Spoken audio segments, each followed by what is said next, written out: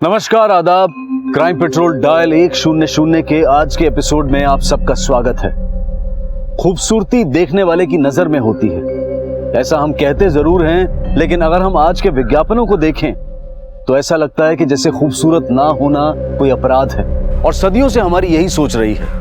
शादी के बाजार में तो सिर्फ गोरे रंग की ही डिमांड है, तभी तो बिकते हैं ब्यूटी प्रोडक्ट्स और उन्हें बेचते हैं सुंदर हसीन चेहरे। लेकिन हम ये भूल जाते हैं कि इन सपनों को बेचते बेचते कई बार हम जुर्म के दरवाजे भी खोल देते हैं।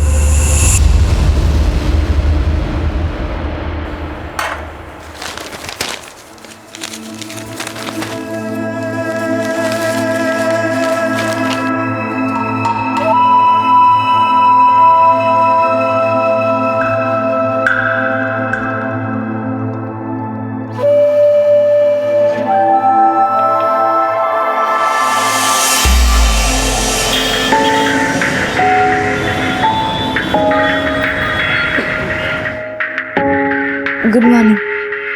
इंटरव्यू है आज।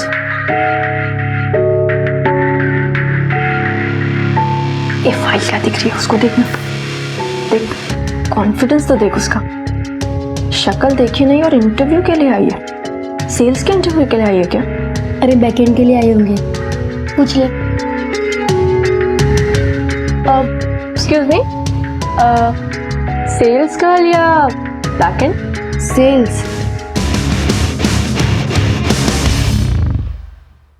वो क्या है ना, अभी तक अपनी जिंदगी बैकेट में जीती आई हूँ, पर अब सोचा कि सामने से भी दुनिया देख लूं। बहुत अच्छी सोच है आपकी। अरे हाँ हाँ हाँ जी, ठीक है ना।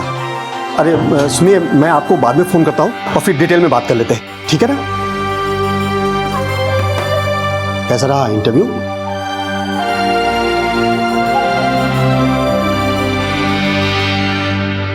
तो मेरी बात मान ले, अब ये नौकरी वोकरी का चक्कर छोड़, सीधा शादी कर ले। मुझे एक और ना नहीं सुननी पापा। अरे ना नहीं है, ये देख शुरुआत से हाँ है। अब तू खुद ही पढ़ के देख ले। उन्हें छोटी और सावली लड़की ही चाहिए। तो बेटे में ही खोट होगी ना पापा। तू ना अपनी ये सोच, अगर इसी अकड़ में रही ना तो उम्र ढल जाएगी, 30-32 की हो जाएगी, फिर कौन करेगा तुझसे शादी? सुन, मैंने तय कर लिया है, रिश्ता अच्छा है, तेरी शादी यही होगी बस। मतलब आपको अच्छा लगता है ना पापा, मेरी बेइज्जती होती है बार बार? मुझे नहीं करनी है कोई शादी। तेरी शादी यही होगी बस, अब और कोई सवाल नहीं, ठीक है?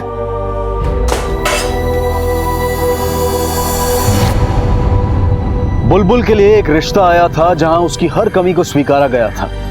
क्या वो लोग वाकई दिल के बड़े थे या फिर इसके पीछे कोई ऐसी वजह थी जिसका किसी को कोई अंदाजा नहीं था?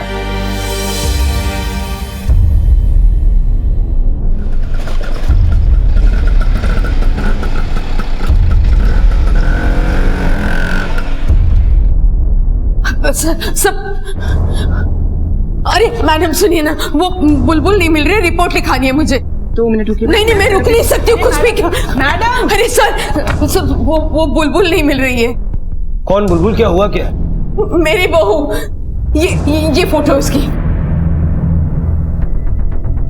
अच्छा आप 1 मिनट बैठिए, शांति से बात। शांति से बैठूंगी तो बेटा कुछ कर लेगा। बहू के चले जाने के बाद वो पागल हो गया है सर। चलिए जल्दी। बुलबुल को आखिरी बार कब देखा था आपने? कल रात को 10:30 बजे वो बाहर जा रही थी घर से। बहू कहाँ जा रही है तू अभी? माँ जी, सर थोड़ा भारी भारी लग रहा है, टहल कर आती हूँ। तबीयत ठीक है ना तेरी? हाँ माँ जी। ठीक है, जा। और सुन, ज्यादा दूर मत जाना और जल्दी वापस आ जा। हाँ? जी माँ जी। उसके बाद में जाके सो गई थी, कब आग लगी पता नहीं चला। सुबह उठ के देखा तो बुलबुल बुलबुल उठ गई। बेटा चल जरा चाय रख दे मेरे लिए। बुलबुल बुलबुल उठ ही नहीं लगता है अभी तक। बुलबुल, शरद उठ। क्या हुआ माँ? सोने दो हमें। अरे उठ ना, जल्दी उठ ना। बुलबुल कहाँ है? तो नहीं आई रात में। आपकी बहू रात भर घर नहीं आई और आपका बेटा आराम से सोता रहा। वो बुलबुल कई बार देर रात तक मेरे कमरे में रुकती थी, पैर दबाती थी मेरे, कभी कभी तो मेरे कमरे में ही सो जाती थी। शरद को लगा होगा कि शायद वो मेरे कमरे में सोई है। साली जी प्लीज पानी पीजिए, प्लीज पानी पीजिए। जीजा जी आप मुझे मर जाने देते ना, क्यों बचाया आपने? मैं नहीं रह सकता, मत सोचिए, मैं जी नहीं सकता उसकी। बुलबुल जी आ जाएंगे। स्वीटी जी प्लीज समझाइए ना, देखिए आप इतनी बड़े होकर बच्चों जैसी हरकत कर रहे हैं, कुछ नहीं हुआ है। बुलबुल जी कहीं गई होंगी, आ जाएंगी। प्लीज पानी पीजिए प्लीज। हाँ प्लीज। क्या ड्रामा लगा रखा है? सारा घर सर पे उठा रखा है। स्वीटी जी आप साले साहब का दर्द नहीं समझती। दर्द हुआ जब भाई बहन आपस में बात कर रहे हैं तो तुम बीच में अपना भोंपू क्यों बजा रहे हो? उठ गया, जाओ जाके संभालो अपना डिपार्टमेंट।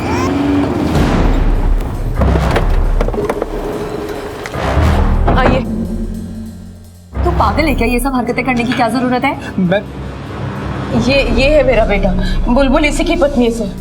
सर मैं आपसे हाथ जोड़कर रिक्वेस्ट करता हूँ, आप प्लीज जल्दी से जल्दी मेरी बेबी को ढूंढ दीजिए। मैं उसके बिना नहीं रह सकता हूँ सर। तुम दोनों में कोई लड़ाई हुई थी? लड़ाई नहीं सर, कभी लड़ाई नहीं हुई, वो बहुत अच्छी है। बुलबुल का कमरा दिखाइए। जी आइए। पहले कभी इस तरह से गई हो? कभी नहीं गई सर। सर मैं उसको मायके नहीं जाने देता हूँ, वापस बुला लेता हूँ। पुलिस अंकल, मामा जी को पकड़ने आए हो?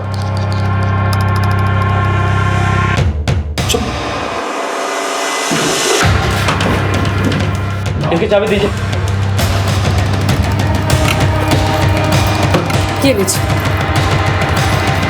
सर कल रात को जब बुलबुल टहलने गई थी तो उस समय मैं अपना नेल पेंट हटा रही थी और उसके बाद मैं सोने चली गई। वो एक्चुअली टाइम पे सोना पड़ता है ना, मैं थोड़ी हेल्थ कॉन्शियस हूँ, वरना डार्क सर्कल्स आ जाते हैं। और आप? सर मैं इनका जीजा हूँ, मतलब स्वीटी जी मेरी पत्नी है। तो आपको कब पता चला कि बुलबुल घर पर नहीं है? सर सुबह सुबह मम्मी जी की आवाज़ सुनकर मेरी नींद खुल गई थी। चोरी हुई है। अरे गहने नहीं है इसमें, कौन चुरा के लेके गया? सब बुलबुल के गहने थे इसमें, और मेरी बहू और उसके गहनों को लेकर चला गया सर। ऐसा भी तो हो सकता है कि बुलबुल खुद अपने गहने लेकर गई। नहीं सर, बुलबुल ऐसा नहीं कर सकती, मैं अच्छी तरह से जानती हूँ अपनी बहू को। और कुछ गायब हुआ है? मेरा मतलब है बुलबुल के कपड़े या बैग या कोई और सामान। नहीं सर, बाकी सब तो है, सिर्फ गहने नहीं है। उसका किसी से कोई झगड़ा या कोई अनबन थी? शादी से पहले उसका किसी से कोई अफेयर रहा हो? सर ये कैसी बातें कर रहे हैं आप? मैंने आपसे कहा ना, हम दोनों एक दूसरे से बहुत प्यार करते थे, किसी से अफेयर नहीं है उसका कोई। आपने अपनी बहू के माँ बाप को इन्फॉर्म किया? नहीं, मैं इतना घबरा गई थी कि याद नहीं रहा कि फोन करूं। कहीं वो अपनी मायके तो नहीं चली गई? मैं फोन करके पूछ। नहीं, अब आप फोन मत कीजिए, चोरी का मामला है। अगर वो अपने मायके गई है तो हमें उसे अलर्ट नहीं करना है।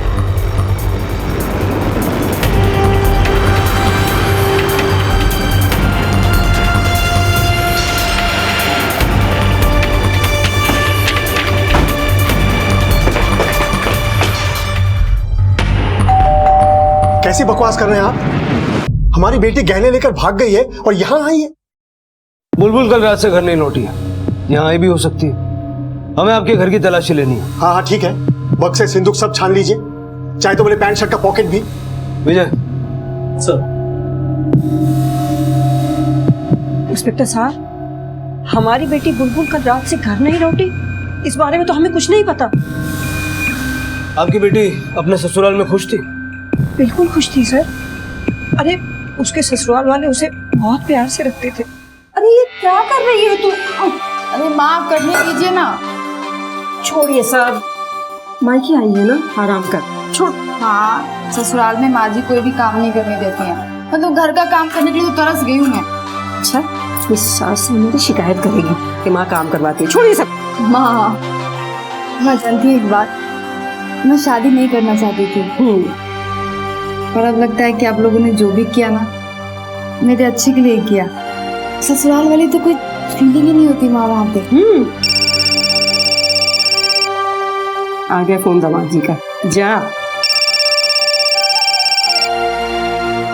दामाद जी का फोन आता था तो मेरी बेटी का चेहरा खिल उठता था, खुश हो जाती थी वो।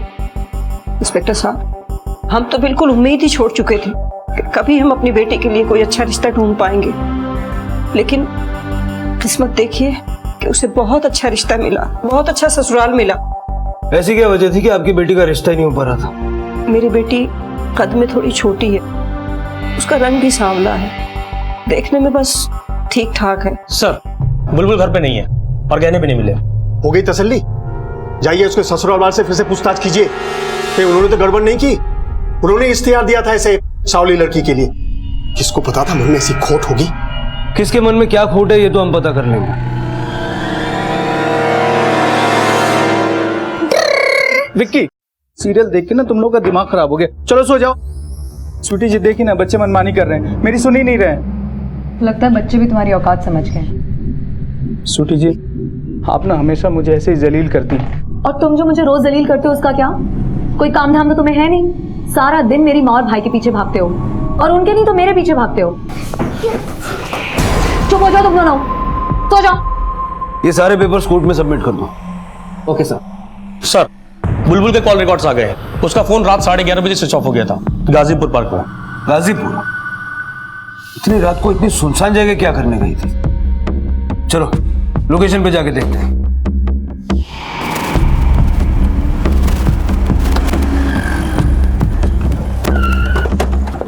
विजय, पूरा पार्क छान मारो, चारों तरफ देखो, सबसे पूछताछ करो।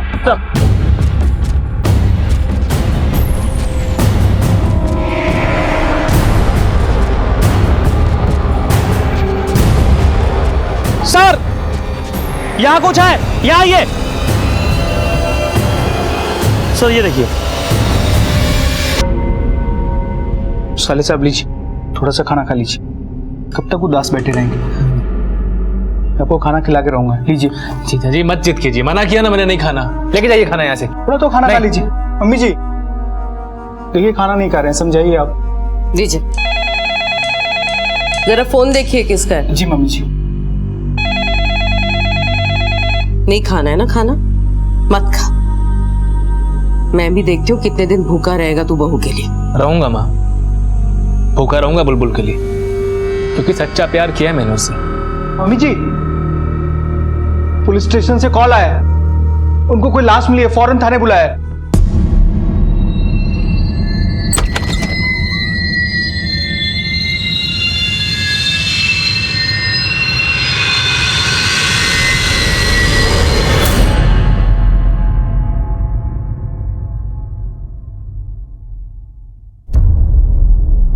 आप जानते हैं उस लड़की को? हाँ, वो हमारे घर के सामने जो पार्लर है वहां काम करती थी। सर, 1-2 बार गली में देखा है उसे, लेकिन सर मुझे ये समझ नहीं आ रहा है कि इस बात का बुलबुल से क्या कनेक्शन है। वो तो हमें अभी नहीं पता। इस लड़की की लाश हमें गाजीपुर पार्क में मिली, वहीं जहां पर बुलबुल के फोन की लास्ट लोकेशन है। उसके बाद बुलबुल का फोन स्विच ऑफ हो गया। मुझे एक बात बताइए, बुलबुल गाजीपुर क्यों गई होगी? गाजीपुर? पर उस दिन जब रात को वो घर से निकली थी तो कह रही थी सर दर्द कर रहा है, टहल के आती हूँ, और कुछ नहीं बताया था उसने। बुलबुल जानती थी इस लड़की को? नहीं, वैसे पार्लर की लड़कियों से ज्यादा बोलचाल नहीं थी उसकी। क्या नाम है पार्लर का जहाँ ये लड़की काम करती थी? क्या तुम बता सकती हो कि नैन्सी गाजीपुर के पार्क में क्या करने गई थी?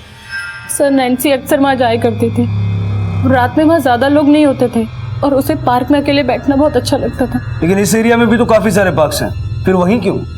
सर, बस कभी पूछ लो तो बोलती थी कि बस पार्क में उसे अकेले बैठे रहना अच्छा लगता है। नैन्सी के बारे में कुछ और बता सकती हो? मेरा मतलब है उसका परिवार या रिलेटिव्स जो कोई यहाँ रहता हो।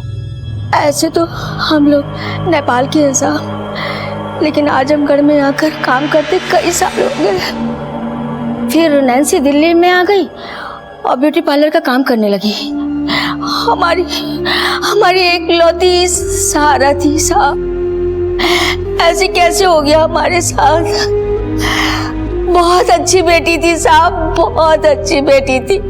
सर, नैन्सी बहुत अच्छी लड़की थी सर, मगर मैं बताती हूँ सर। वैसे तो नैन्सी बहुत अच्छी लड़की थी, लेकिन थोड़ा चक्करों में पड़ी हुई थी। कैसे चक्कर? पता नहीं सर, हमेशा फोन पे लगी रहती थी, या तो फिर शाम को कहीं घूमने चली जाती थी। सर, नैन्सी ऐसी वैसी लड़की नहीं थी, वो दिल की बहुत अच्छी थी सर। वो देखने में सुंदर थी ना, तभी मोहल्ले के सारे लड़के उसके पीछे पड़े रहते थे। और नैन्सी का बुलबुल से क्या कनेक्शन था? बुलबुल, ये नाम तो हमने पहली बार सुना है। सर बुलबुल आती थी यहाँ पे पार्लर में कभी कभी, एक दिन तो अपनी ननद के साथ भी आई थी यहाँ पे, और वो नैन्सी को तो बहुत अच्छे से ट्रीट करते थे। एक दिन जब नैन्सी रो रही थी ना सर, तो बुलबुल ने सब बहुत अच्छे से समझाया, और जब तक समझाया जब तक वो चुप नहीं हुई। पर नैन्सी भी ना पता नहीं आजकल क्यों परेशान रहती थी वो। नैन्सी के कलीग ने हमें बताया कि नैन्सी कुछ दिनों से परेशान चल रही थी। क्या परेशानी थी उसे? इसके बारे में हमें कुछ नहीं पता साहब। लेकिन कल रात में नैन्सी का फोन आया था साहब। क्या कहा उसने? कुछ बताया क्या परेशानी उसे? कह रही थी कि हमारी बहुत याद आ रही थी और उसे बड़ा शहर नहीं अच्छा लग रहा था साहब। इससे ज्यादा कुछ नहीं बोली, कुछ नहीं कहा साहब। सर बुलबुल का गाजीपुर पार्क में होना और नैन्सी की लाश का गाजीपुर पार्क से मिलना, दोनों कड़ी आपस में मिलती हैं सर। पोस्टमार्टम की रिपोर्ट के हिसाब से नैन्सी का खून 12 बजे हुआ और उसी लोकेशन पर बुलबुल का फोन ठीक आधे घंटे पहले ऑफ हुआ। लेकिन सर दोनों के बीच में क्या कनेक्शन हो सकता है? विजय, उस पार्लर के ओनर के मुताबिक नैन्सी हमेशा फोन पे लगी रहती थी। हो सकता है किसी लड़के से प्यार हो गया हो सकता है कि वो उससे मिलने गई हो, पार्क में उसका झगड़ा हुआ हो और उस झगड़े में उस लड़के ने नैन्सी को मार दिया। लेकिन सर बुलबुल वो वहां पर क्यों थी? बुलबुल का गहने लेकर गायब हो जाना और उसी स्पॉट पर मौजूद होना जहां पर एक मर्डर हुआ है, इससे इतना तो तय हो जाता है कि बुलबुल का गायब होना और नैन्सी का मर्डर केस, इन दोनों में आपस में कुछ ना कुछ कनेक्शन तो है। हो सकता है ये बुलबुल ने किया हो। नैन्सी के कॉल रिकॉर्ड निकालो, शायद कोई क्लू मिले। सर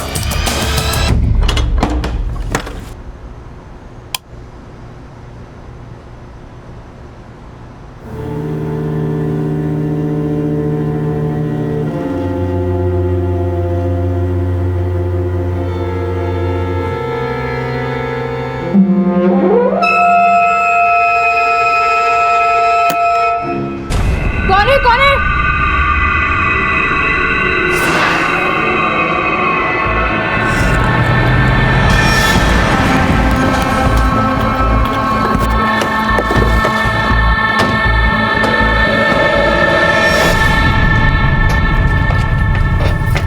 पता नहीं सर वो कौन था और अंदर रूम में कैसे आया।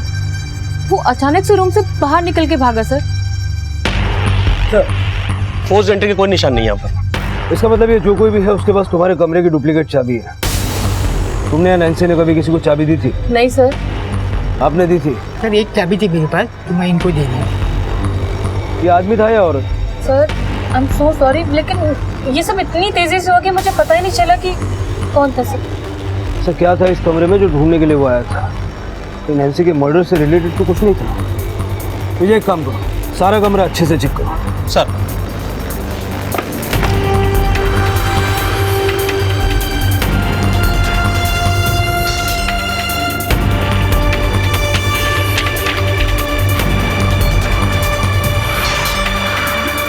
सर यहाँ तो कुछ भी नहीं मिला। फिर आखिरकार वो आया था क्या करने के लिए? और ये था कौन? बुलबुल या फिर ऐसा कोई जो अब तक हमारे रडार से छूट गया?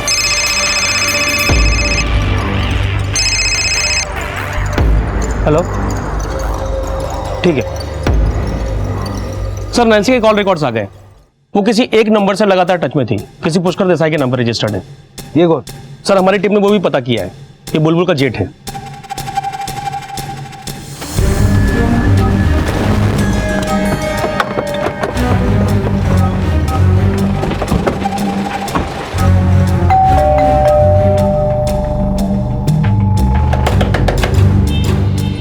विजय पीछे देख। सर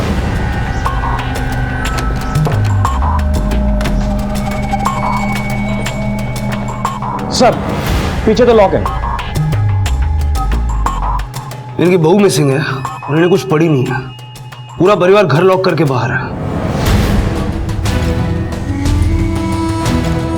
कहाँ गए ये लोग?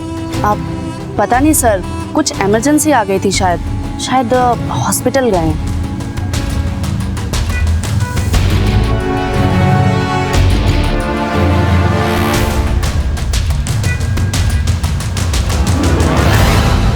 साहब वो बुलबुल के यूं गायब होने का दर्द मेरा बेटा सह नहीं पाया और उसने अपने आप को मारने की कोशिश की। मेरे माँ से बड़ी झूठी दुनिया में ढूंढने पे भी नहीं मिलेगी। जब तक हमें ये बात का पता चलता वो अपनी नसें काट चुका था सर। बहुत खून बह गया। उसने तो पहले से खाना पीना छोड़ के रखा है।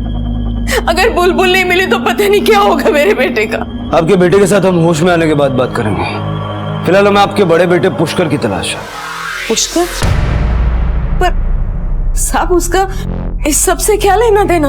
लेना देना है, बुलबुल के गायब होने से भी और उस पार्लर वाली लड़की के मर्डर से भी। वो पुष्कर हमारे साथ नहीं रहता साहब। क्यों? सर वो करीब 10 दिन पहले पुष्कर घर छोड़ के चला गया था, बुलबुल की वजह से। सारे लोग सुन लो, सबके सब सुन लो कान खोल के। जब तक ये लड़की इस घर में है तब तक कोई मेरा चेहरा नहीं देखेगा। और जेठ जी, मैं तो इस घर को छोड़ के कहीं जाने वाली हूं नहीं, तो अब आप देख लीजिए आपको क्या करना है। दिखाऊंगा तो मैं तुझे अच्छे से दिखाऊंगा। किस बात को लेकर इतना नाराज था पुष्कर? सर उसे पीने की लत लग गई थी और बुलबुल ने घर पे पीने से उसे साफ मना कर दिया था। अब कहाँ रहता पुष्कर? तो वो अपने एक दोस्त के साथ विनोद नगर में। लेकिन सर वो घर पे नहीं मिलेगा आपको, सारा दिन दारू के अड्डे पे ही पड़ा रहता है। सर कहीं पुष्कर और नैन्सी के बीच में कोई चक्कर तो नहीं था? दोनों को फोन रिकॉर्ड्स मिलते हैं, कहीं ऐसा तो नहीं कि दोनों के बीच में अनबन हुई और बुलबुल बीच में फंस गई है? ऐसा हो सकता है कि उस रात नैन्सी के बारे में बुलबुल ही हो। अब ये सब तो पुष्कर से मिलके ही पता चलेगा।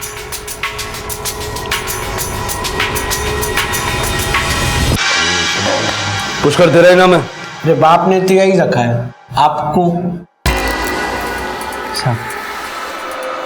मेरे नाम से आपको क्या काम? तेरी चढ़ी हुई थोड़ी शराब उतारनी है, फिर थोड़ी गपशप करनी है नैन्सी और बुलबुल के बारे में। किसका नाम ले लिया साहब? नशा पानी हो गया, मेरे को ना वापस पीना पड़ेगा। रख। बुलबुल गायब है।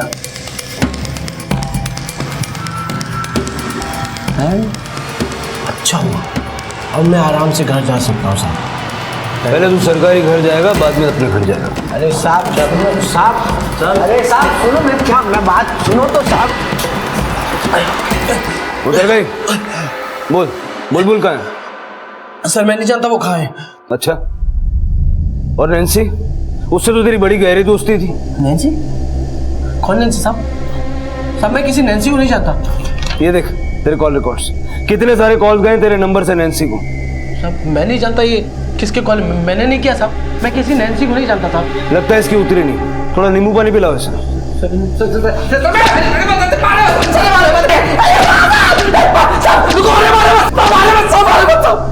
मैं नहीं जानता साहब कि मेरे फोन से उसको कॉल कैसे गया साहब। मैं नहीं जानता किसी नैन्सी को, मैंने किसी नैन्सी को कोई कॉल नहीं किया साहब। मान लेता हूँ कि ये सारे कॉल्स अपने आप गए। ये बता, बुलबुल से तेरी क्या प्रॉब्लम थी? सर वो नासूर थी, हमेशा मुझे परेशान किया करती थी।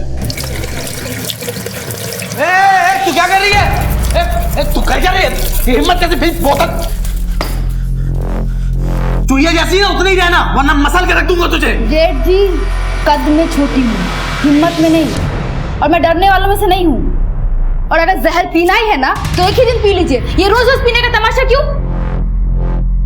मेरे रहते हुए ये सब नहीं चलेगा। साहब मुझे शराब की लत है और वो मुझसे नहीं छूट सकती साहब, मैं बहुत आगे निकल चुका हूँ। साहब मैं एक सच बताता हूँ, बुलबुल को और किसी भी नैन्सी को मैंने कुछ भी नहीं किया साहब, कुछ भी नहीं किया। सर ये पुष्कर झूठ बोल रहा है, कॉल रिकॉर्ड कैसे गलत हो सकते हैं? बुलबुल से नफरत करने की वजह थी इसके पास। हो सकता है नैन्सी से कुछ पंगा हुआ हो और नैन्सी को ठिकाने लगाते वक्त बुलबुल वहां आ गई हो। और बुलबुल कभी गलत होते हुए देख नहीं सकती, इसलिए पुष्कर ने या तो उसे मार दिया या फिर किडनैप करके कहीं रखा है। लेकिन सर इतना तोड़ने के बाद भी पुष्कर अपनी बात पे क्यों अड़ा हुआ है? 21 अगस्त की रात को जब बुलबुल गायब हुई और नैन्सी का मर्डर हुआ, पता करो तब पुष्कर कहाँ था। अगर फोन पे इतनी बातें करते थे तो कभी ना कभी तो मिले होंगे, किसी न किसी ने तो इन्हें मिलते हुए देखा होगा। सर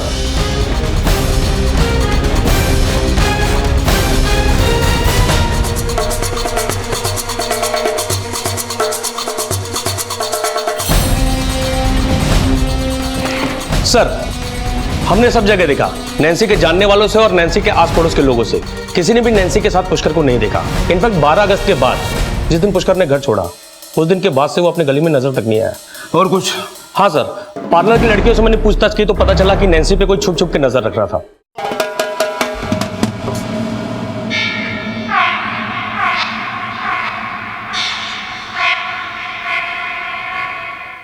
कुछ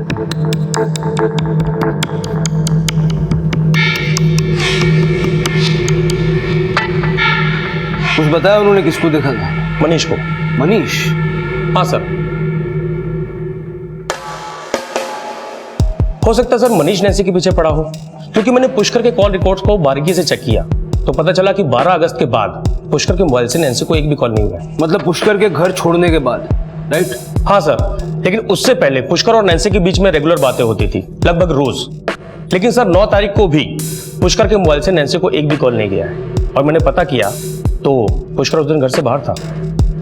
मतलब तुम बोलना चाह रहे हो कि पुष्कर के फोन से नैन्सी को ये सारे कॉल्स चोरी छुप के मनीष करता था? सर भला मैं क्यों नैन्सी जी को कॉल करूंगा? मैं तो उन्हें जानता तक नहीं। मैं तो घर से बाहर भी तभी जाता हूँ जब मुझे कुछ खरीदना होता है अपनी सासू माँ और पत्नी की मदद के लिए। भला मैं क्यों ब्यूटी पार्लर की लड़कियों को देखूंगा? सर ये ब्यूटी पार्लर की जो लड़कियां होती है ना, छिछोरी होती है, 1 नंबर की छिछोरी। मेरे पति ने कुछ नहीं किया होगा, जरूर उस नैन्सी ने उन्हें फोन किया होगा। लेकिन फोन तो दोनों तरफ से हो रहे थे। हाँ तो हुआ होगा, लेकिन मैं बस इतना जानती हूँ कि मनीष ऐसा कर ही नहीं सकता। वो तो मुझ पे लट्टू है, दुनिया जान के उसे सुध कहाँ है सर। अगर पार्लर वाली लड़कियों को देखना पसंद नहीं है तो नैन्सी को छुप छुप के क्यों देखते थे? कई लोगों ने देखा है तुम्हें।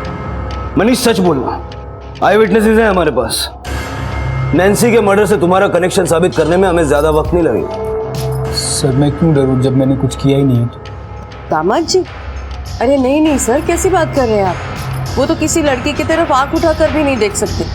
ये पार्लर वाली लड़कियों की बातों में मत आइए आप कहना क्या चाहती हैं? क्या नैन्सी बुरी लड़की थी? नहीं पुलिस अंकल, नैन्सी दीदी को कुछ मत बोलिए। उनके वजह से मेरे को रोज गोला खाने को मिलता था। गोला कैसे बेटा? अरे पापा दिलाते थे। पापा गोला?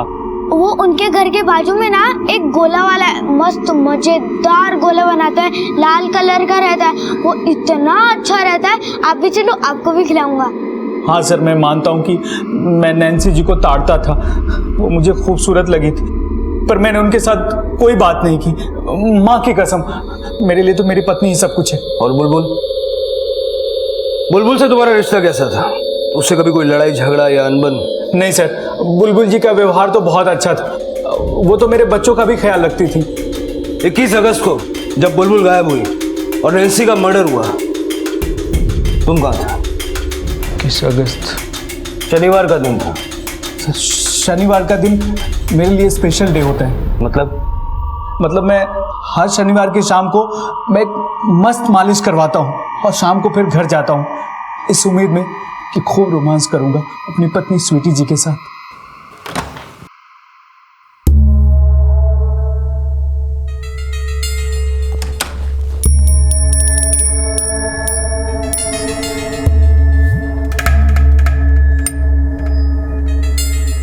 क्या है?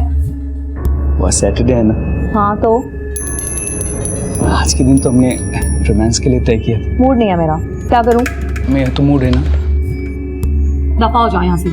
पहले 3 बच्चे दे रखे हैं, मेरी कमर का कमरा बन चुका है। सारा दिन डाइटिंग करती हूँ और सिर्फ इनके पीछे भागती हूँ। स्वीटी जी ऐसे मत बोलो ना, मैं भी तो इन बच्चों का ख्याल रखता हूँ। हाँ, यही करने लायक हो तुम। इतने नालायक हो कि अब तो तुम्हें देख के मुझे कोई फीलिंग भी नहीं आती है। जाओ यहाँ से, चादर निकालो और सो जाओ नीचे जाके। सर मारना ही होता सबसे पहले मैं अपनी बीवी स्वीटी जी को मारता। मुझे बहुत तरस आती, हमेशा जलील करती है।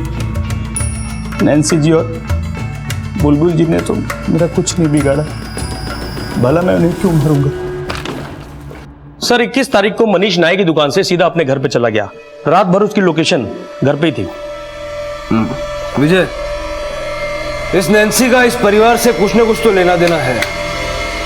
अगर पुष्कर और मनीष ये दोनों आदमी नहीं है तो फिर कौन हो सकता है? सर अब तो शरद ही बचता है, क्योंकि शरद दिखने में भी ठीक ठाक है और बुलबुल कुछ खास नहीं।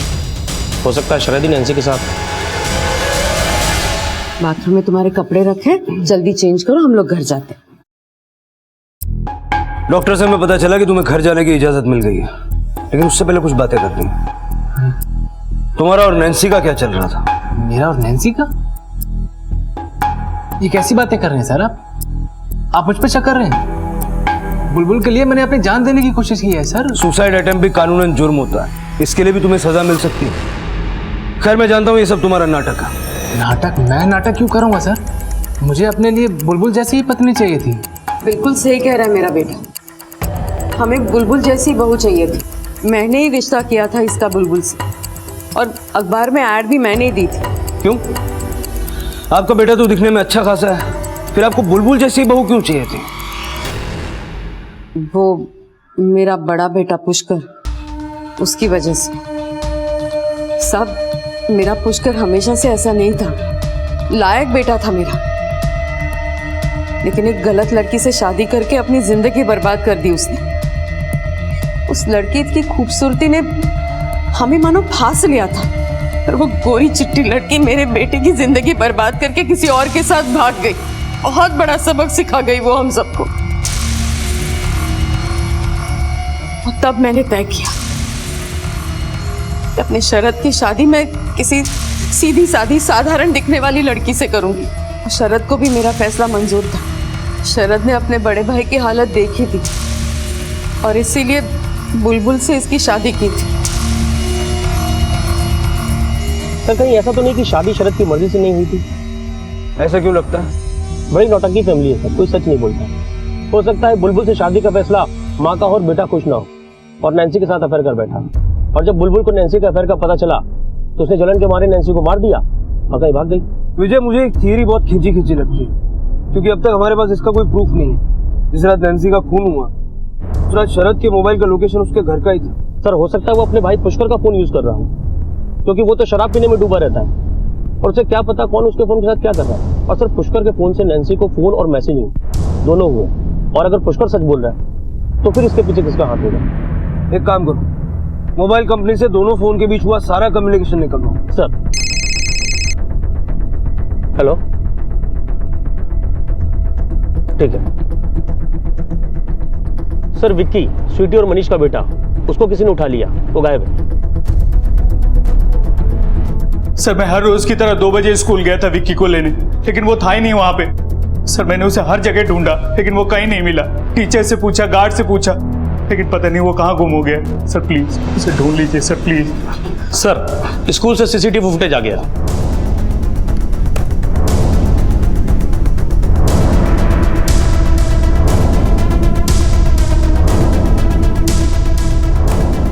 विकी इस बुरखे वाली औरत के साथ गया। मुझे लगता है इस बुरखे वाली औरत को विकी जानता हो, तभी उसके साथ गया।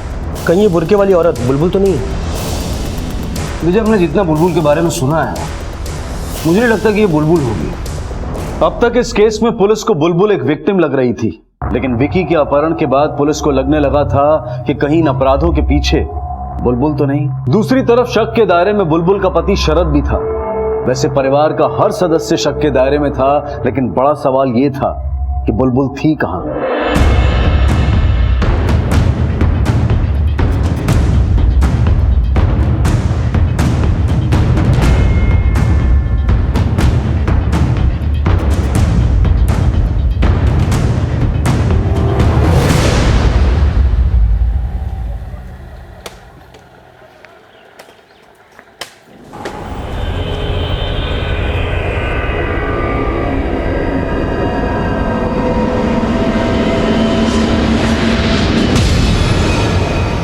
यहाँ के लोकल पुलिस स्टेशन से पीएसआई विकास जैन का फोन आया था। उन्हें एक डेड बॉडी मिली है जो बुलबुल की फोटो से मैच करती। मैंने शिनाख्त की तो बॉडी बुलबुल की है सर, ये देखिए। बॉडी पे कहीं चोट के निशान भी नहीं है, एक्सेप्ट ये स्ट्रैंगुलेशन मार्क्स। लगता है इसे गला घोंट के मार दिया गया। बॉडी को पोस्टमार्टम के लिए भेजो।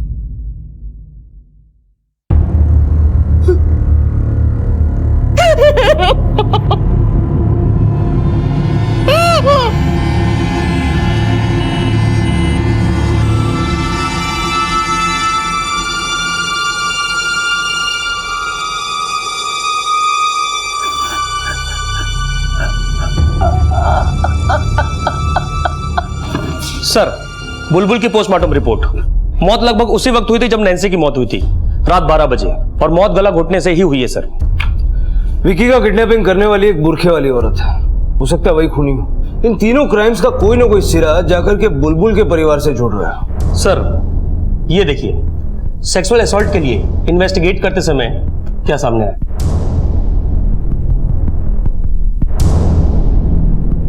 तुम अपनी बीवी से बहुत प्यार करते थे, लेकिन शादी के 6 महीने बाद भी तुम्हारे उससे शारीरिक संबंध नहीं थे। ऐसा क्यों? मेडिकल रिपोर्ट के हिसाब से वो वर्जिन है। तो उससे क्या साबित होता है सर? लेकिन जो मैं अब सुनाने जा रहा हूँ उसको जरा गौर से सुनना। नैन्सी, तुम्हें पता है बहुत मिस करता हूँ तुम्हें। फिर कब मिलोगी? याद आया या और याद दिलाएं? सर मैं करता था मैसेज, सर मैसेज करता था, कॉल भी करता था उसको।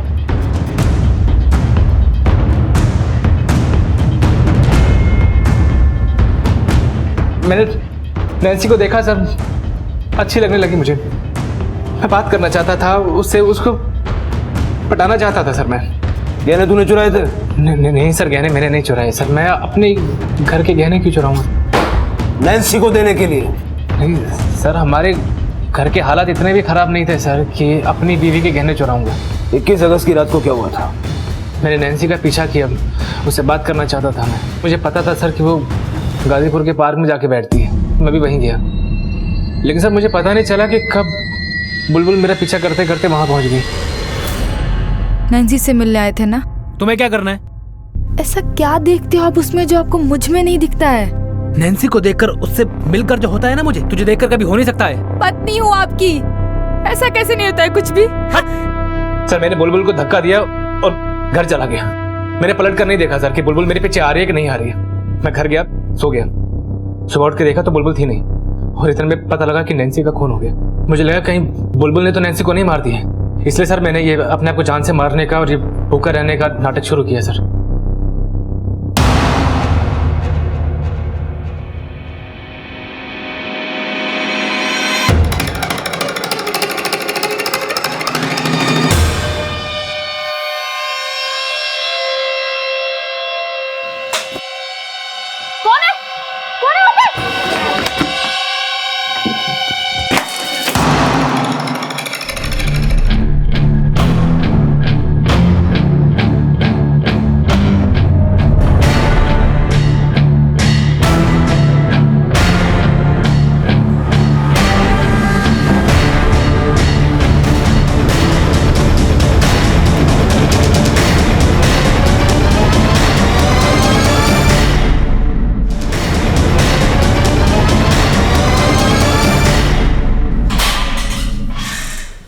अपनी बहन के कमरे में चोरी छुपे क्यों घुसा था?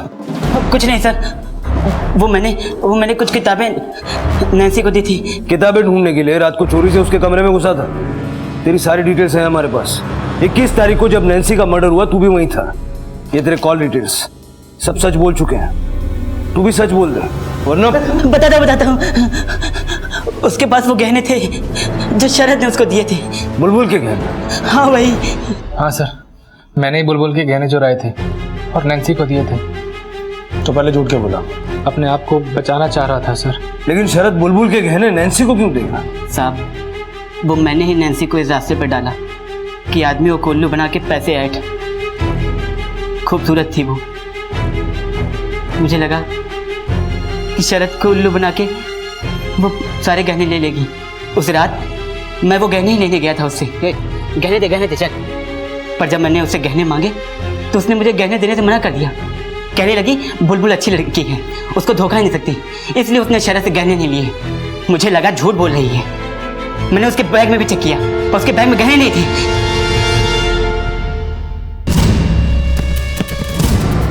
लेकिन फिर तू चोरी छिपे नैन्सी के कमरे में घुसा क्यों? सर, नैन्सी दिम्मी के साथ उसी घर में रहती थी। मुझे लगा कि नैन्सी ने घर में ही गहने छुपा के रखे हैं, इसीलिए वहां जाता था।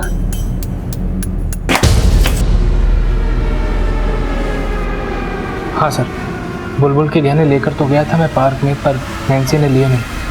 तो वो गहने हैं कहाँ? मैंने छुपा दिए।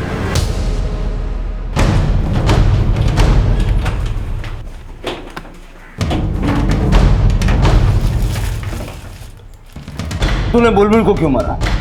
नैन्सी को मारते हुए उसने देख लिया था क्या? साहब, मैं सच बोल रहा हूँ, मैंने बुलबुल को नहीं मारा। जब मैं वहां पहुंचा तो बुलबुल थी ही नहीं। सीधा सीधा बोल, तूने बुलबुल को क्यों मारा? साहब, मैं सच बोल रहा हूँ साहब, मैंने बुलबुल को नहीं मारा।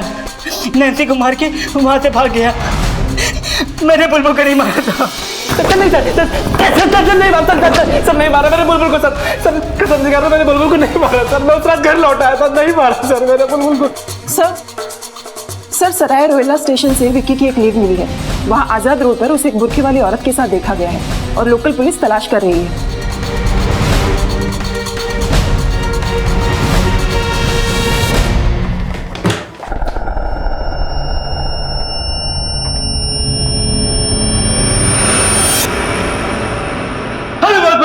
जोड़ दीजिए सर। मनीष जी, अपने एक बेटे की किडनैपिंग सीधा सीधा बताओ।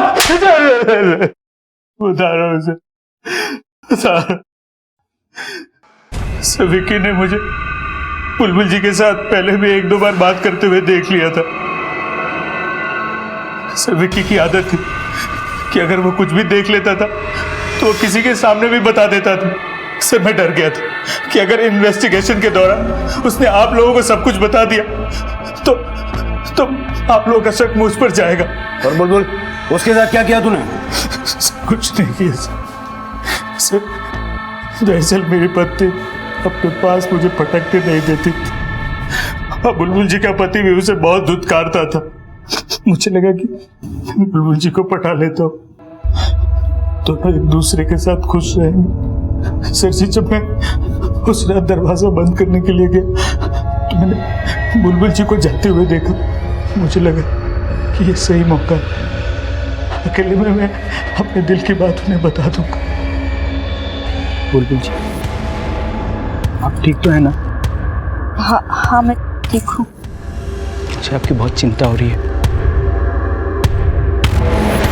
देखिए मनीष जी मैं ठीक हूँ और अभी किसी से कोई बात नहीं करना चाहती। आपका दर्द समझ सकता हूँ, मैं भी कुछ ऐसा ही दर्द बर्दाश्त कर रहा हूँ। मनीष जी आप मेरे नंदोई हैं इसलिए आपने हाथ नहीं उठाया। अगर दोबारा ऐसी हरकत की ना मुझसे बुरा कोई नहीं होगा, याद रखिएगा आप। मेरी बीवी तो हमेशा मेरी बेइज्जती करती थी, फिर उस रात जब बुलबुल जी ने मेरी बेइज्जती की तो मेरे तन बदन में आग लग गई थी। मुझे कुछ समझ में नहीं आ रहा था कि मैं क्या करूं। फिर झट से मैंने उसकी लाश अपनी गाड़ी में डालकर मधु बिहार ले गया, वहीं एक नाले में उसकी लाश को फेंक दिया। तुम पर अपने बेटे की किडनैपिंग और बुलबुल की हत्या का चार्ज लगेगा। सैटरडे की मालिश अब जेल में करवाना।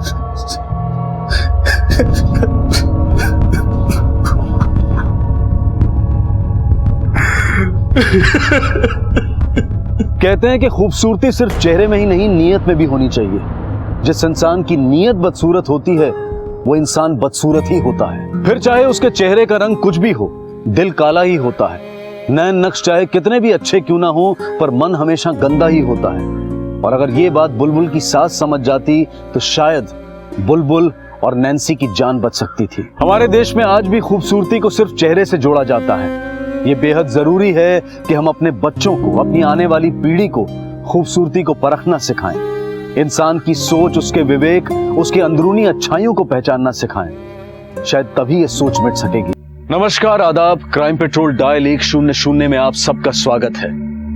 कहते हैं कि अभाव में खुशहाली के सपने जरूर देखने चाहिए। संघर्ष आसान हो जाता है और रिश्तों का ताना बाना इस तरह बुनना चाहिए कि हम एक दूसरे की उम्मीदों पर हमेशा खरे उतरे। लेकिन अगर संघर्ष जीवन भर का हो और सपने हकीकत से दूर होने लगे तो क्या फिर भी हमें अपने सबसे करीबी रिश्तों का दामन पकड़े रहना चाहिए?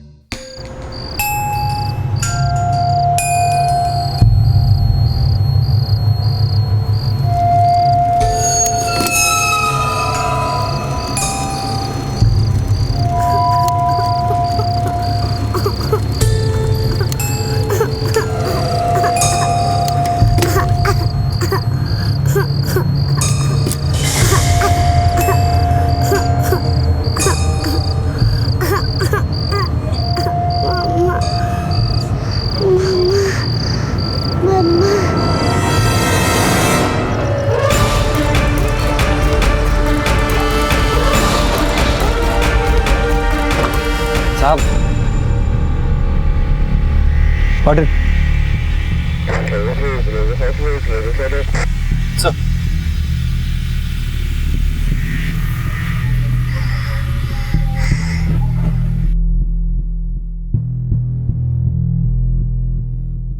बेटा चोट लगी आपको?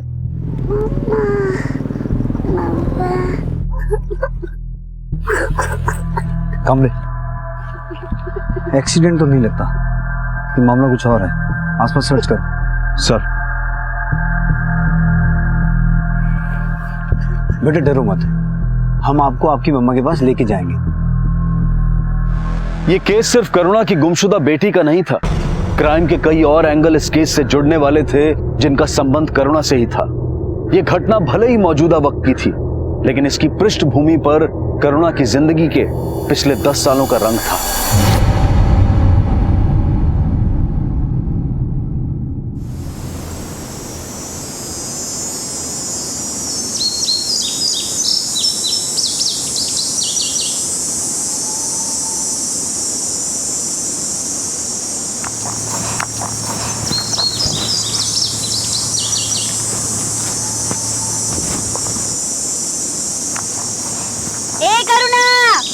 करुणा 2 मिनट में आई माँ। मेटा हो ना, चूल्हे से रोटी उतरी नहीं कि लेकर गुल। यहाँ खाने के लाले पड़े हुए हैं, लेकिन पता नहीं किस जानवर का पेट भरने के लिए गई है।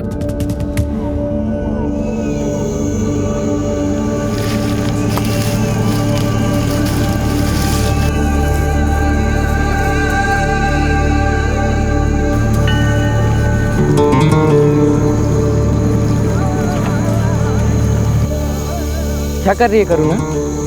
दादा मैंने ना रोटी बोई है और थोड़े दिनों में रोटी का झाड़ भी उग जाएगा, फिर उसमें बहुत सारी रोटी होगी। फिर ना माँ दुखी और ना पापा, हम पेट भर के खाएंगे और सोएंगे।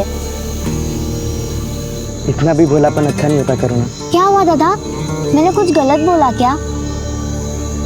भूखा इंसान ना अक्सर ऐसी गलती कर बैठता। भूख इंसान से कुछ भी करवा सकती है, लेकिन अगर भूख पैसों की हो तो पेट कभी नहीं भरता है। अभाव में खुशहाली के सपने देखना कोई बुरी बात नहीं, लेकिन हालात सुधारने के लिए बुरे बन जाना यह गलत है। करुणा का बचपन सही और गलत के ऐसे कई सवालों की भेंट चढ़ने वाला था, जिसका असर उसकी जिंदगी पर 10 साल के बाद भी ज्यों का त्यों था। लेकिन इस असर का करुणा की बेटी पर क्या असर पड़ रहा था, इसका खुलासा होना अभी बाकी था।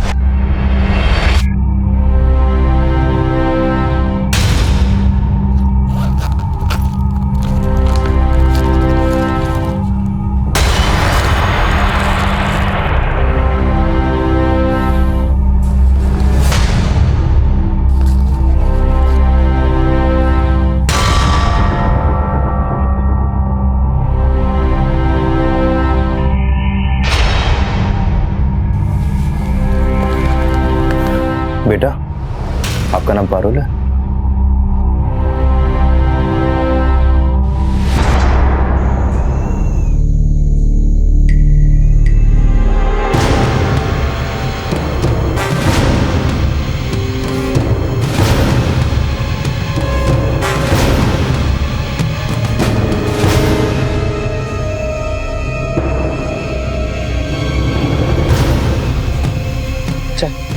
क्या हुआ दादा? दादा क्या हुआ? अरे भवेक, भवेक, कहाँ मर गया कमीने? अरे क्या हुआ, क्यों अपनी औलाद को गाली दे रहे हो? आधे घंटे से खेत में खड़ा हूँ, प्रैक्टिस के लिए क्यों नहीं भेजा उसको? बड़ा उससे फुटबॉल प्रैक्टिस करा के उसका फुटबॉल का खिलाड़ी बनाओगे, अपने लिए तो कुछ कर नहीं पाए, उसके लिए क्या बाहर तोड़ोगे? नहीं दादा, मुझसे नहीं होगा। करुणा भूल जा, मैं तेरा दादा, फिर सब होगा। नहीं नहीं दादा, मुझसे नहीं होगा। मैं ही अभागा था। मेरे पापा ने मुझे फुटबॉलर बनने के लिए प्रोत्साहित नहीं किया, लेकिन मैं अपने बच्चे को फुटबॉलर बनाना चाहता हूँ। और तू माँ हो के ये भी नहीं चाहती कि तेरे बेटे का देश भर में नाम हो? जो खुद ही अभागा हो, वो किसी की किस्मत क्या बदलेगा? कुछ नहीं बदलने वाला। तू हमें जिंदगी भर ऐसे ही भूखा मारेगा। सर, बच्ची के बैग से ऐसा कोई लीड नहीं मिला जिससे पता चल सके कि वो कहाँ रहती है, और ना ही उसको कोई चोट लगी है। सिर्फ उसके कपड़ों में खून लगा था सर। अगर वो खून उस बच्ची का नहीं है तो उसके कपड़ों पे कैसे आया? कहीं ऐसा तो नहीं कामले, जहां वो बच्ची मिली थी उसके आसपास कोई कांड हुआ हो? सर, कहीं ऐसा तो नहीं कि वो ब्लड उसकी माँ का हो? हाँ बोल छिड़के।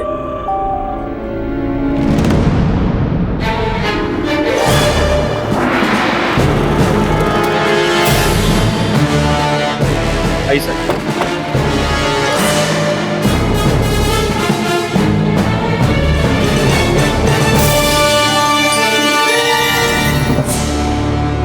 सर ये तो किन्नर लग रहा है। ये जगह उस जगह से ज्यादा दूर नहीं है जहां वो बच्ची मिली थी। मुझे लगता है इसकी मौत और बच्ची में कोई ना कोई लिंक तो है।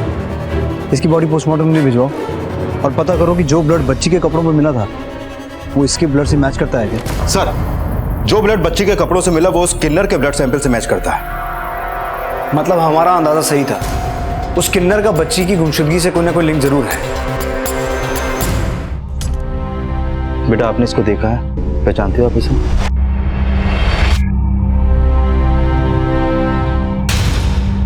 अरे अरे अरे डरो नहीं, अरे अच्छा कुछ नहीं पूछते, इधर आओ, हमारे पास बैठो। मम्मा पास जाना है ना आपको, हम आपको ले जाएंगे मम्मा पास। किशोरी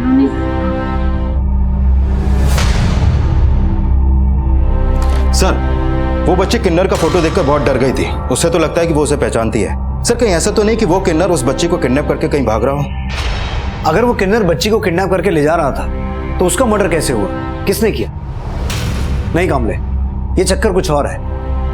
पता करो उस बच्ची की कहीं कोई मिसिंग कंप्लेंट दर्ज हुई है और उस किन्नर की आइडेंटिटी पता करो, बस सही के आसपास जहां ये किन्नर समुदाय रहते हैं। मुझे लगता है हमें क्राइम सीन को एक बार फिर से स्कैन करना चाहिए। पॉसिबिलिटी है कि मर्डर उसी एरिया में हुआ है। दादा आराम से, आराम से दादा।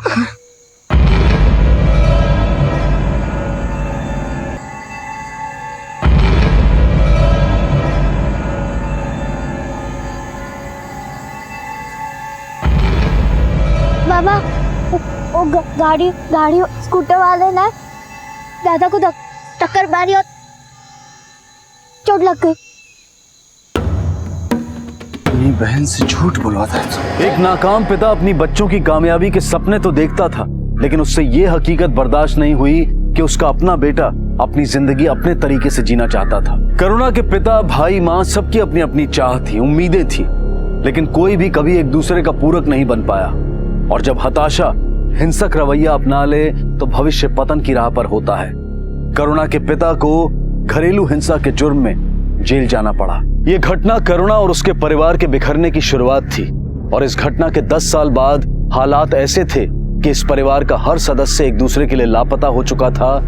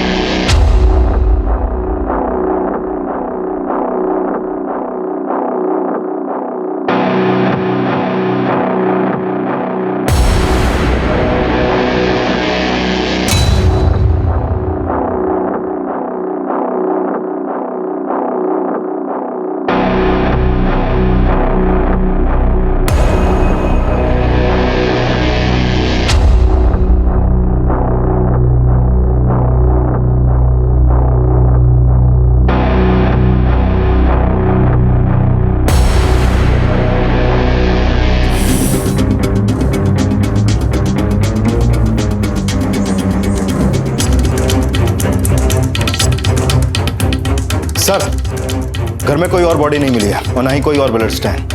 लेकिन घर की हालत देख के लगता है यहाँ कोई और कांड भी हुआ है। पता करो इस घर का मालिक कौन है। माँ, दादा ने बोला कि अगर मैंने उनकी बात नहीं मानी तो वो ट्रेन के आगे कूद जाएंगे और मैं दादा को मरते नहीं देख सकती, इसीलिए तूने उसकी टांगें तोड़ दी।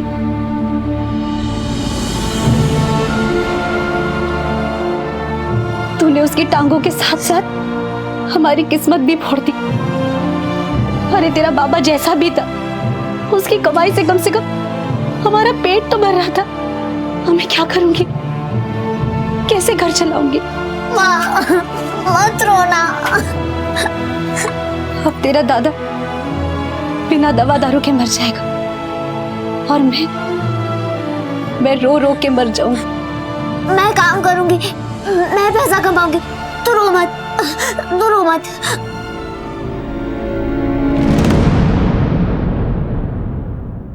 सर ना तो मैं इस किन्नर को जानता हूं ना इस बच्ची को, फिर इस बच्ची की मां को मैं कैसे जानूंगा?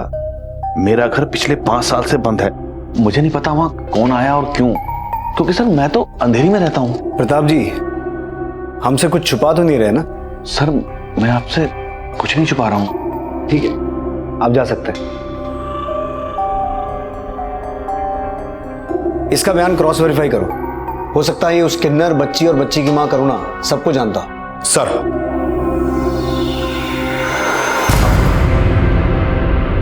मंजू, सुना है तूने अपने पति को जेल करवा दिया? क्यों रे, तुझे जेल करवाई है जो तुझे मिर्ची लग रही है? मिर्ची तो तू है, मेरा मतलब तेरी जुबान बड़ी तीखी है। करुणा चल।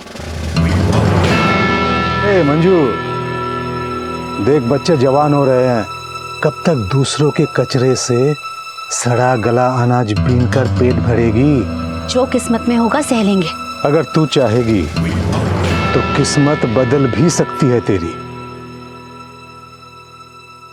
सर, मैंने बंगलों के मालिक के कॉल रिकॉर्ड और उसकी अलीबाई चेक की। वो हत्या वाली रात ही नहीं बल्कि कई महीनों से बसा ही नहीं आया।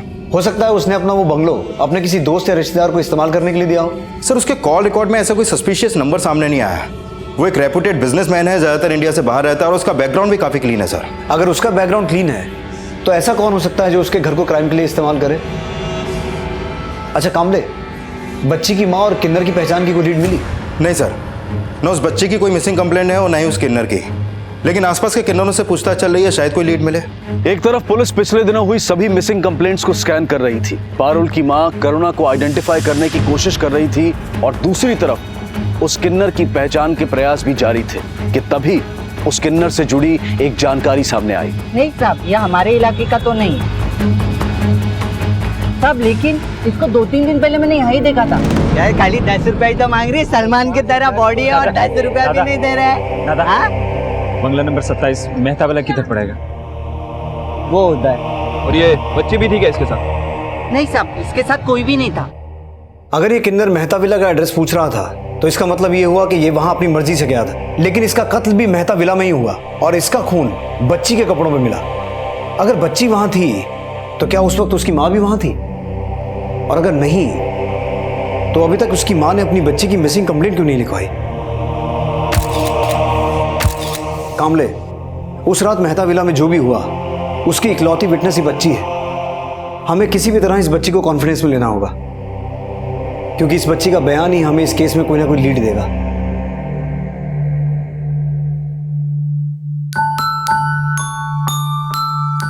बेटा खाना खा लो। अच्छा चलो दूध पी लो। चलो। अरे वाह, आप तो बहुत अच्छा ड्राइंग बनाती हो। सॉरी, मैंने आपको डिस्टर्ब कर दिया ना। वैसे मैं आपके लिए ये लाया था, पसंद है ना आपको? और ये क्या, खाना नहीं खाया अभी तक? तो लगता है आपके पेट में चूहे नहीं कूदते हैं। ये रहा चूहा, ये कूदा, ये देखो ये गया, अरे अरे अरे ये कूदा, अरे ये कूदा, अरे अरे आप किधर गए? देखो देखो देखो।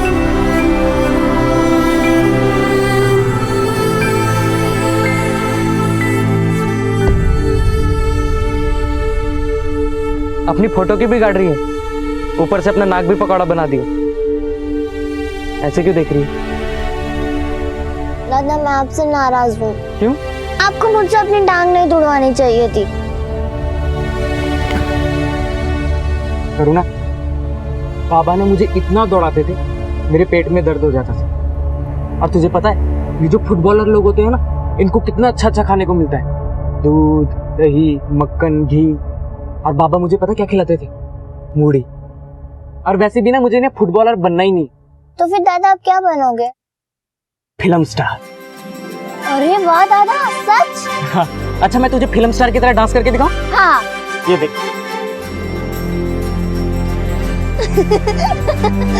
दादा मस्त, दादा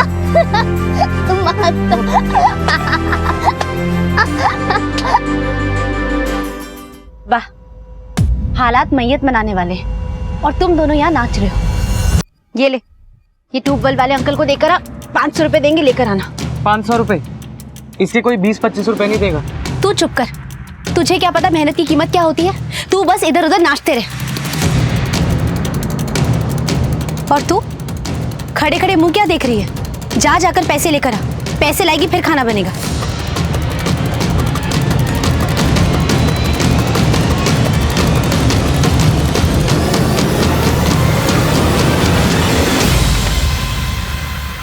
क्या बात है बेटा, आपने तो 2 दिन में इतने सारे स्केच बना दिए।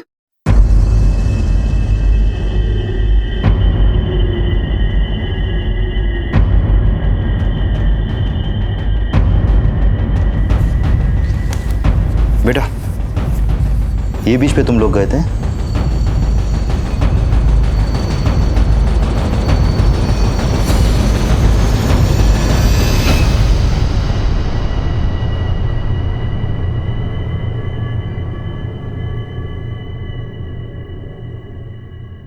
अरे आ गई तू?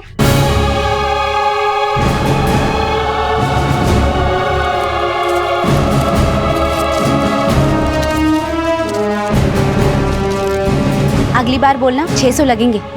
और सुन, जा आटा सान ले, मैं सब्जी और तेल लेकर आती हूँ।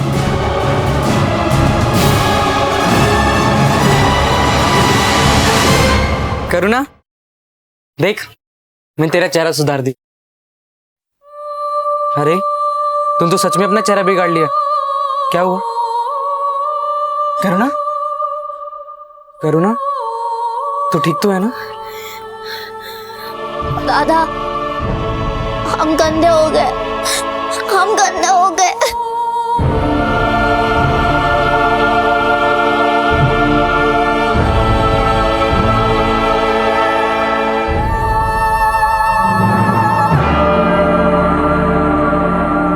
माँ तो अपना पेट काट कर भी बच्चों का पेट भरने वाली होती है, तो फिर भूख इतनी सस्ती कैसे हो सकती है कि ममता ही बिक जाए? अपने बच्चों के लिए बड़े से बड़ा बलिदान देने वाली माँ अगर अपने ही बच्चों की बलि चढ़ाने पर उतारू हो जाए तो मजबूरी की कोई भी वजह माँ और ममता के कद से बड़ी नहीं हो सकती।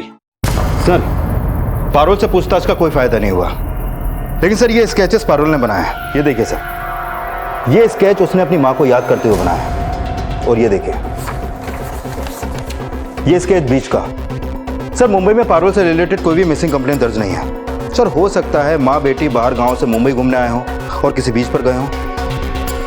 AAZ चाट कॉर्नर। कामले, मुंबई में जितने भी बीचेस हैं वहां पूछताछ करो, शायद कोई लीड मिले।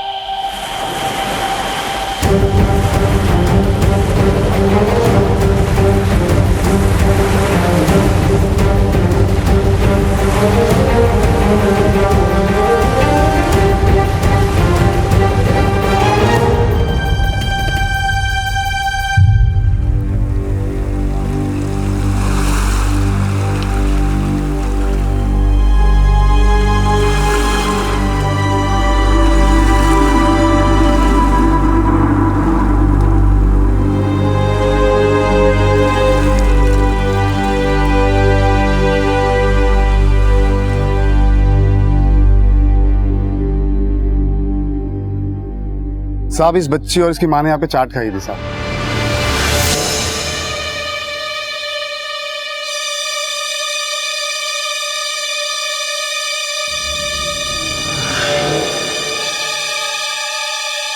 ऊपर वाला तुझे और तेरी बेटी को सलामत रखे। साहब, उस औरत ने बाकी किन्नरों को पैसे दिए थे और यहाँ पर भेल भी खिलाई थी साहब। उन किन्नरों में से ये भी एक थी? साहब, इतना तो मुझे याद नहीं है, लेकिन उसकी माँ उस बच्ची को मैं अच्छी तरह से देखा था साहब। उसकी माँ का स्केच बनवा सकते हो तो? जी साहब। सर, करुणा और उसकी बेटी के साथ कुछ किन्नर भी बीच पे देखे गए थे, लेकिन उस किन्नर का फोटो आइडेंटिफाई नहीं हुआ जिसका मर्डर मेहता विला में हुआ था। अपनी ममता का सौदा कर लिया? क्या तुम्हारी भूख करुणा के आंसुओं से सस्ती है? मैंने जो किया अपने अकेले के लिए नहीं किया। तुम दोनों को मैं भूख सा मरता हुआ नहीं देख सकती थी। मेरी ममता मजबूर जरूर थी, लेकिन मेरी आत्मा जानती है कि मैं करुणा से कितना प्यार करती हूँ। प्यार करती हो ना तुम? तो ठीक है, आज के बाद करुणा को तुम वहां नहीं भेजोगी। अपने बाप की तरह धमकी मत दे मुझे। अब से मुझे जो ठीक लगेगा मैं वही करूंगी। अपनी बहन की इतनी फिक्र है ना, तो जाके 2 पैसे कमा कर ला और फिर मुझसे बात करना, समझा ना?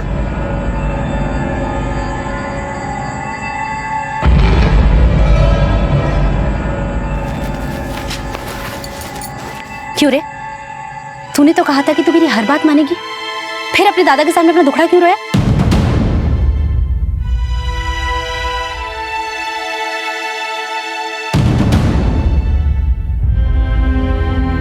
तू क्या सोचती है कि ये सब करके मेरी आत्मा नहीं पसीजी होगी? लेकिन मैंने अपने आंसू पी लिए और तुझे भी अपने आंसू पीने होंगे।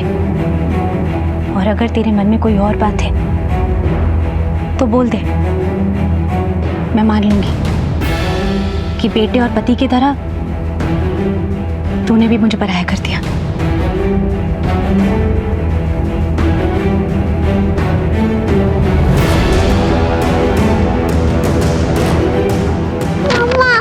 मुझे मम्मा के पास जाना चाहिए। मुझे मम्मा के पास जाना। इधर आओ, इधर आओ। मम्मा के पास जाना। तुम और तुम्हारी मम्मा बीच के अलावा और कहाँ कहाँ जाते थे? मुझे मम्मा के पास जाना। मुझे मम्मा के पास जाना। मुझे मम्मा के पास जाना। करुणा और उसकी बेटी 7 दिसंबर की शाम 5 बजे गोराई बीच पे थे और उसी रात लगभग 7 बजे इस किन्नर को वसई में मेहता विला का एड्रेस पूछते हुए देखा गया और मेहता विला में ही इसका मर्डर हुआ। और उसी रात करुणा की बच्ची पारुल वसई एरिया में ही हमें मिली और उसके कपड़ों पर इस किन्नर का खून था, लेकिन इसकी मां नहीं थी। इन सभी घटनाओं का आपस में कोई ना कोई लिंक तो जरूर है जिसकी कड़ियां हमें जोड़नी है और इन कड़ियों को जोड़ने के लिए करुणा का मिलना बहुत जरूरी है। गोराई बीच से वसई जाने के लिए मीरा भाईंदर होते हुए वेस्टर्न एक्सप्रेस हाईवे से भी जाया जा सकता है या फिर गोराई से बोरीवली या फिर भाईंदर स्टेशन होते हुए ट्रेन के थ्रू भी जा सकते हैं। पता लगाने की कोशिश करो कि करुणा की बेटी गोराई से वसई कैसे पहुंचे। वो अपनी मां के साथ ही थी या कहानी कुछ और है? सर,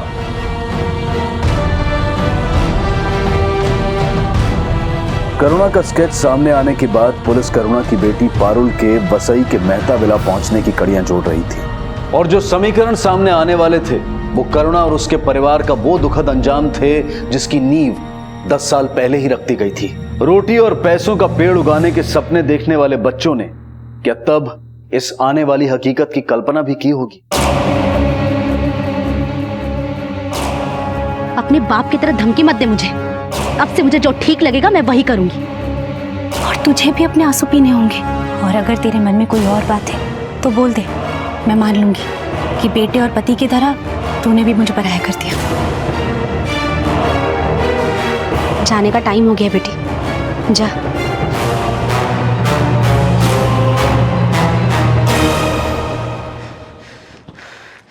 मैं करुणा के साथ कुछ गलत नहीं होने दूंगा, भले ही मां से नाता तोड़ना पड़े।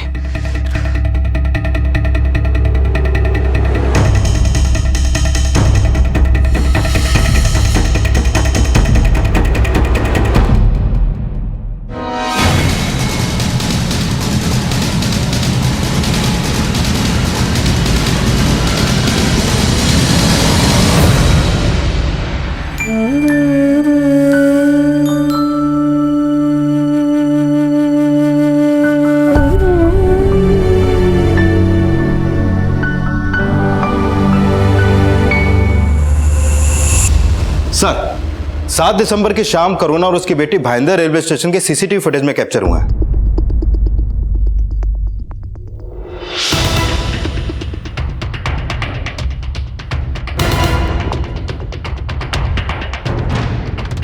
करुणा ने भाईंदर से वसई का टिकट निकाला और 6:45 बजे उन दोनों को वसई रेलवे स्टेशन से बाहर निकलते हुए देखा गया। मेहता विला के आसपास दोबारा पूछताछ करो। करुणा की बेटी को तो किसी ने आइडेंटिफाई नहीं किया। हो सकता है करुणा को पहचानने वाला कोई ना कोई सामने आए। सर,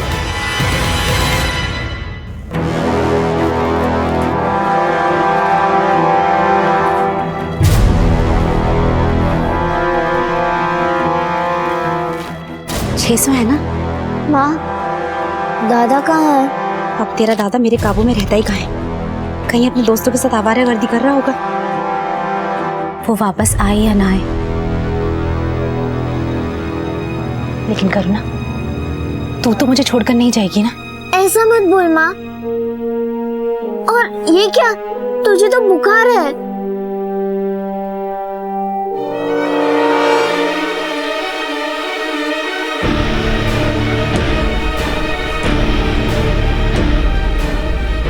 मर्द कभी औरतों की कदर नहीं करते। तेरा बाबा हो या दादा, सबकी फितरत एक जैसी होती है। उन्हें ना तेरी फिक्र थी ना मेरी। लेकिन करुणा, हम दोनों एक दूसरे का सहारा बनेंगे, है ना?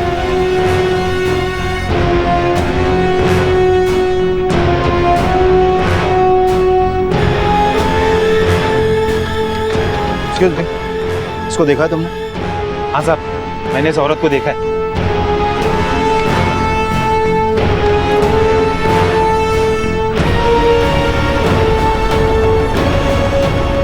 साहब, मुझे इस औरत का चेहरा याद, क्योंकि हमारी भाषा में किसी से फोन पे बात कर रही थी साहब। मैं मुंबई में हूँ। अच्छा ठीक है, मैं 2 घंटे में तुम्हारे पास आती हूँ और पारुल मेरे साथ में है। हाँ ঠিক আছে, আমি 2 ঘন্টার পরে তোমার কাছে আসবো। हाँ ठीक है। फिर साहब वो अपनी बच्ची को यहाँ छोड़ के चली गई, बोली मैं थोड़ी देर में आऊंगी और बच्ची को लेके जाऊंगी। दादा सुनो ना, আমি মেয়েকে এখানেই ছেড়ে যাচ্ছি, आधे घंटे में आके ले जाऊंगी। आप प्लीज इसको देख लेना ना एक बारी। कोई बात नहीं, आप जाइए। अच्छा बेटा, मैं थोड़ी देर में आती हूँ, आप यहाँ से कहीं मत जाना, ठीक है? ठीक है मम्मी। साहब थोड़ी देर के बाद मैं पास की फैक्ट्री में चाय लेके गया। बेटा मैं चाय दे गया था, अब यहीं बैठना है। और जब वापस लौट के आया तो सब बच्ची नहीं थी। मुझे ऐसा लगा कि वो आई होगी और अपने बच्ची को लेके गई होगी। साहब वो तुम्हारे उधर की थी तो कुछ बताया उसने? कहाँ की रहने वाली है, कहाँ से आई है? साहब इतना बात नहीं हुआ। यहाँ से कहाँ का जाने का बोल के गई थी? मेहता विला? साहब कुछ बोला नहीं उसने, बस इतना बोला कि मैं थोड़ी देर में आऊंगी और बच्ची को लेके जाऊंगी। उस वक्त इसे देखा था यहाँ?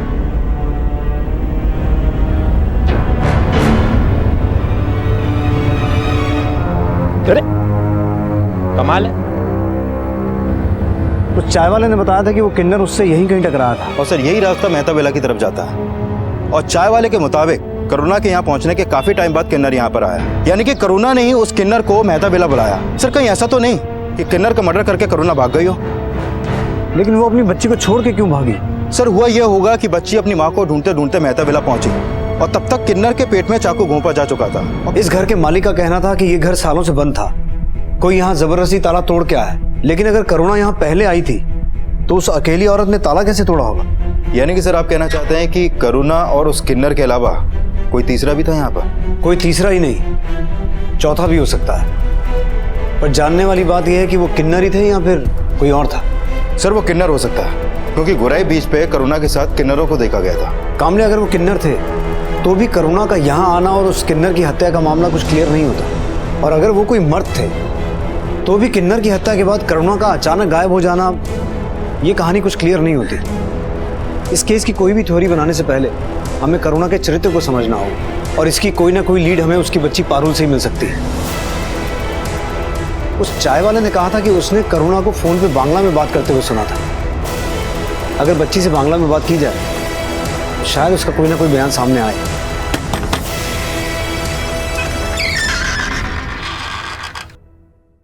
अच्छा 1000 लगेगा। ठीक है।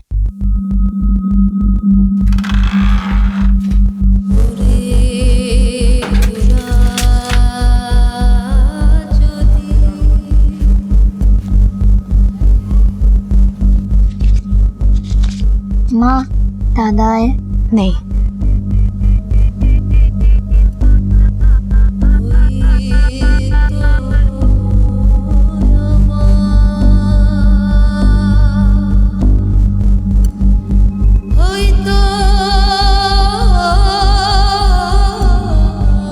आपकी बेटी पेट से है। जानती हूँ, बच्चा गिरा दो।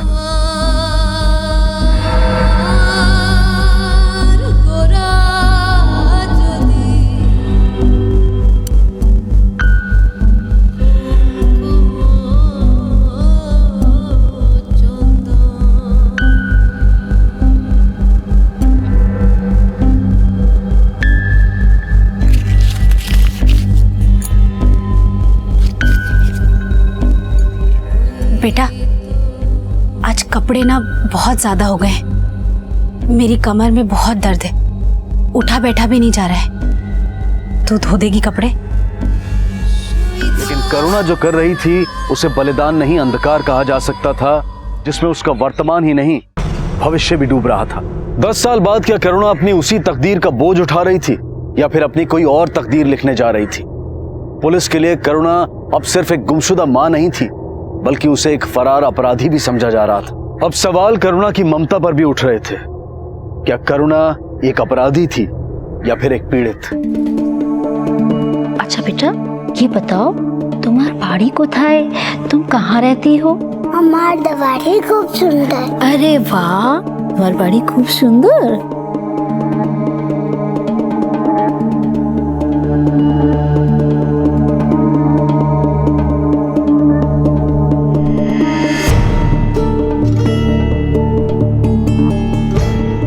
मेहता विला और उस किन्नर के सवालों के जिक्र से ही वो घबरा रही है, लेकिन उसकी बातों से ये पता चल रहा है कि वो और उसकी माँ बंगाल के किसी गांव के रहने वाले थे और थोड़े दिनों से ही मुंबई में हैं, लेकिन वो उस गांव का नाम नहीं बता पा रही है।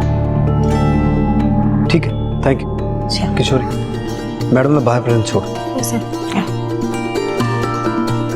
कामले, किन्नर की हत्या वाली रात के आसपास के दिनों में बंगाल से मुंबई आने वाली सभी ट्रेन के रिजर्वेशन डेटा और मुंबई के रेलवे स्टेशन के सीसीटीवी फुटेज चेक करो, शायद करुणा का कोई लीड मिले।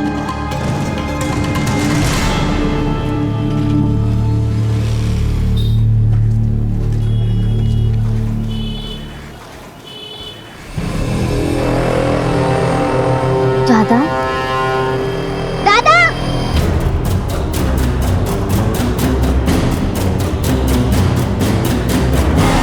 कहाँ ले गया?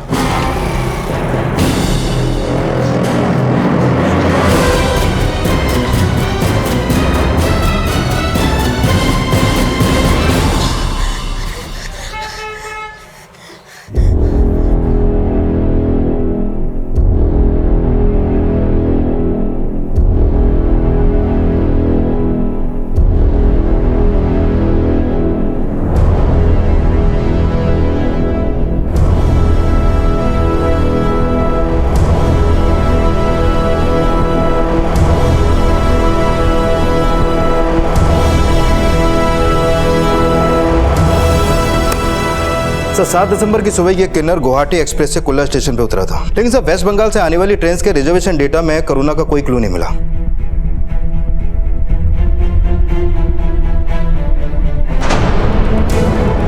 माँ, क्या? करुणा, उसे भूल जा, वो अब हमारा नहीं रहा। उसने अपना नाम, पता, पहचान सब कुछ बदल लिया है। तू क्यों नहीं समझ रही है? सर गुवाहाटी एक्सप्रेस के टीटी ने उस किन्नर को आइडेंटिफाई कर लिया है। उसका नाम भूमिका है और रिजर्वेशन फॉर्म पे वेस्ट बंगाल के बांकुरा जिले के गोपालपुर गांव का पता लिखा है। आखिरकार पुलिस उस किन्नर की पहचान करने में कामयाब हो गई और रेलवे रिजर्वेशन फॉर्म पर लिखे पते पर पश्चिम बंगाल में उसके गांव गोपालपुर पहुंची।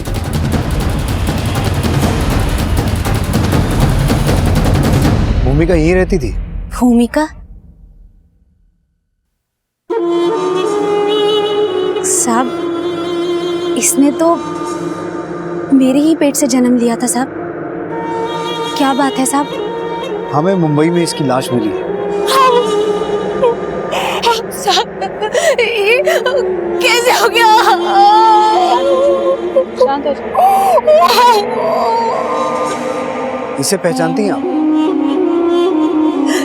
ये तो मेरी बेटी करुणा है।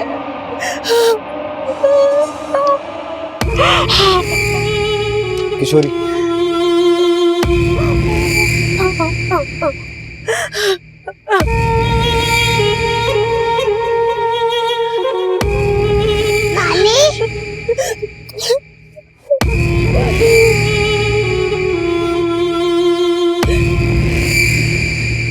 साहब, उसका नाम भूमिका नहीं, भौमिक था। भौमिक बचपन से ही किन्नर था? नहीं साहब, लेकिन एक दिन अचानक घर से भाग गया। बाद में पता चला कि किन्नरों की बस्ती में रह रहा है। और करुणा, अगर उसने आपसे कोई संपर्क नहीं किया तो इस छोटी सी बच्ची को अनजान शहर में छोड़ के कहाँ गायब हो गई हो? साहब, करुणा ने भी मुझे पराया कर दिया। बेटा, पति, बेटी, सब मुझे अकेला छोड़कर अपनी दुनिया में मस्त हो गए। किसी को मेरी कोई फिक्र नहीं।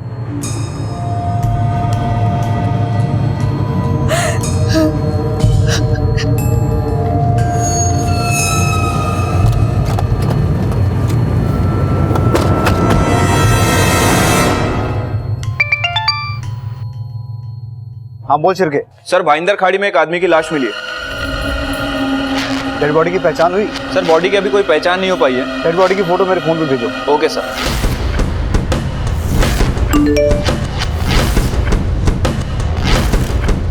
एक और मर्डर, करुणा से लिंक। सर कहीं इस आदमी के मर्डर में भी करुणा का हाथ तो नहीं? करुणा का गायब होना सवाल तो कई खड़े कर रहा है। अब जानना ये है कि इसकी असल शख्सियत क्या है। तेरे माँ के ना ज्यादा पर निकल आए हैं। मेरी प्यारी सी नवासी को छोड़कर पता नहीं कहाँ चली गई। वो बिल्कुल बचपन में तेरे जैसी थी, इतनी ही भोली, इतनी ही प्यारी। जो मैं कह देती वही वो करती। तू बनेगी ना उसकी तरह? हाँ नानी। आज से तू सिर्फ मेरी है, सिर्फ मेरी छोटी करुणा।